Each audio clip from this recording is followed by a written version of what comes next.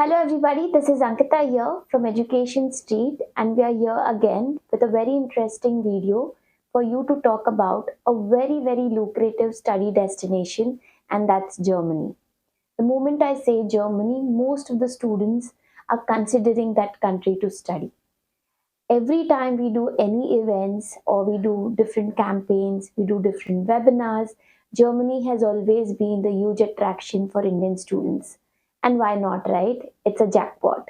It's a jackpot in terms of getting the best quality education in a country which is known for innovation, which is known for invention, which is known for the growth possibilities, and at a cost which is absolutely not there. Now this sounds perfectly like a gold mine, and that's exactly we are coming up with this video to introduce to you with all the pros, cons, whatever you need to know about Germany as a country. This video is going to talk about what German universities want. It is going to talk about the entrance test required. It is going to talk about the German language requirement. It will talk about the application documents, the cost of education, whether it is there or not, and at the end, the visa process. So, this is how extensive it is going to cover. So, let's go ahead and start with the content. So, first and foremost, why Germany and why German universities? Right? In this case, I want to bring to you a point about here Germany as a country. If you know Germany, you would know it's not a country known because of any natural resources. It's not an economy that's strong just because it has some resources like oil or anything which has made it that rich. It is among the top one first, it's the first economy in the entire EU nation to be the richest, the wealthiest, and the most growth oriented one. So saying this, it's a very strong economy. It's one of the most developed country in the world. And saying this, it's a country which is known for the kind of quality things it brings out. It is known for their cars, their machines, their systems, their processes, and you name it, and all that they have developed with the only one common thing, and that is the human resource capability. That is the people of Germany that has made it possible. So, saying this, it's not a country which has gotten rich to riches just because of some oil resources or some other resources which has earned them a lot of money. In fact, they have none. They have only been rich of what they have created and invented and innovated. And that is why Germany, when we see a speeding BMW or we see any cars, that's always when we praise them for the quality of products that they bring. This is exactly what Germany is known to us for. Apart from cars, but they're also very well known for home appliances, maybe medical appliances, and electronics. There are so many things, even processes like SAP, and all of these things come from that land. So saying this, it's a country which needs people right now because they have aging population. Always asked, why are they giving education for free?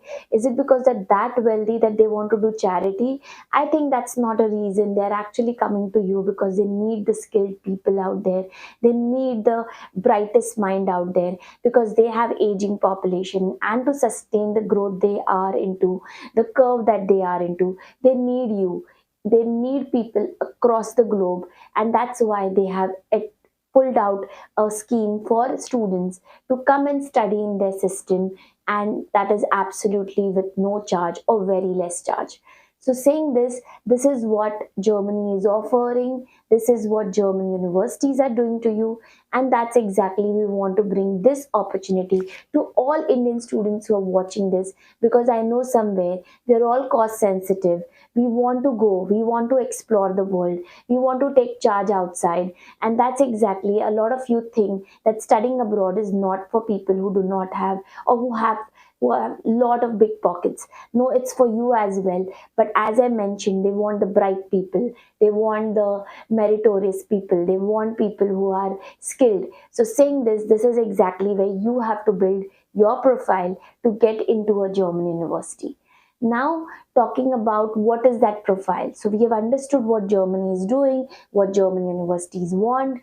And if you see about that, first let me talk to you about the German universities out there. There are two kinds of German universities, TU and FH. So TU universities are research oriented, okay? They are called as Technische Universität, and FH, which is Factual. Please, spare me for the pronunciation, because as you're hearing me, I do not know German language, but I have the understanding about them. So saying these are two kind of different universities out there, okay? So if you're someone who's looking out to go for an MS with a research or a PhD after your master's, TU universities are something that you can target for. Whereas FH are applied sciences, that is, they are very practically oriented. There's no research component. They're very industry oriented. Ideally, you should apply to both, okay? Most of you have heard about TU9 universities in Germany, and you always think these are the best universities or the top ranked universities. But I need to let you know about a body which is German body, that is called as DARD. It's a charitable organization which is spreading German education across the globe, letting people know about what they have as offering, what are the education system like, and many other things. DARD also do not have, they have their website, you can check dard.de. This is a website where all the German universities are listed out. If your university is listed there and that it's offering the course that you need to, you could be highly relaxed, because that's not something which is going to be hanky panky or any confusion or any demotivation later on, because they are all accredited, audited by their bodies. Yeah. So saying this, TU9s are some, of course, we all dream about, but even if you get into any German universities which is listed on DARD, you're safe enough to go in for. Now, both the TU and FH universities, there are ample of universities which provide free education. Yes, the term free education is very, very exciting. So yes, there is absolutely no fees. In the terms of fees, they may ask for 500 euros for the first, like the semester, that is like in 6 months, which is hardly like 40,000 rupees and 45, which is absolutely nothing. If you know, even masters in education now cost between 8 to 10 lakh rupees or 8 to 12 lakh rupees per year, even in India. So saying this, it is something which you may not even get in India at this cost. So the tuition fees may vary to nothing to around 500 to 1000 euros, whereas there are some private universities as well which may be into the FH areas and stuff, which may have tuition fees which could range from 20,000 to 25,000 euros. This is something which should be your last resort. Your ideal application should be a mix of both. I would say if your profile is outstanding, at Education Street we have been approaching in a way where we apply only to free universities and we've got remarkable results. Now this is something which I have been doing for last 13 years. It's not only me, it's a team of mine who work considerably behind you to actually help and support you to apply to free universities and get those things. So if you're someone who is cost sensitive, who's looking to get an opportunity like this, you can definitely approach us, because that's exactly where our expertise lies.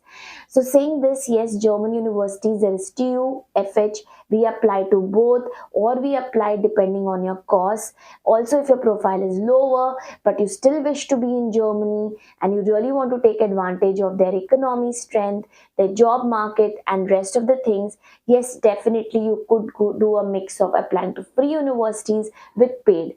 Our aim is to first get you into a free universities. Yeah, so that's exactly how different strategies play around depending on what your profile is, right? I cannot just blindly say, oh yes, you will get through, and ask you to enroll you and by the end not deliver those results to you. So we have to be, and we will be very, very factual to you, very honest to you. And that's exactly, if you want clean counseling, Education Street is a stop to be there. Now we spoke about Germany, we spoke about German universities and stuff. Now let's see what are the requirements by the German admission officers. So German admission officer sitting out there has limited seats to let out, right?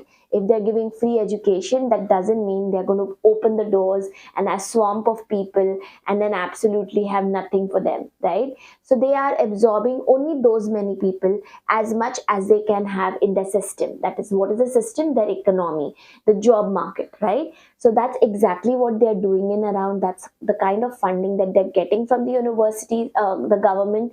And that's why most of the universities have free seats ranging from 40 to 50. They're still good numbers, but just imagine the competition lies not only from people applying from India, but across the globe. Because even an American is eyeing for a German master's, because even in his own country, even if it's a developed country, he may not have a free education at there. So for the quality, for the free, education and stuff, it's an opportunity for people across the globe. So saying this, there's huge competition. So even if you are like a point, if you're a student who has 9 pointers and above and stuff and everything, you may still be restricted to get into things because there's huge competition.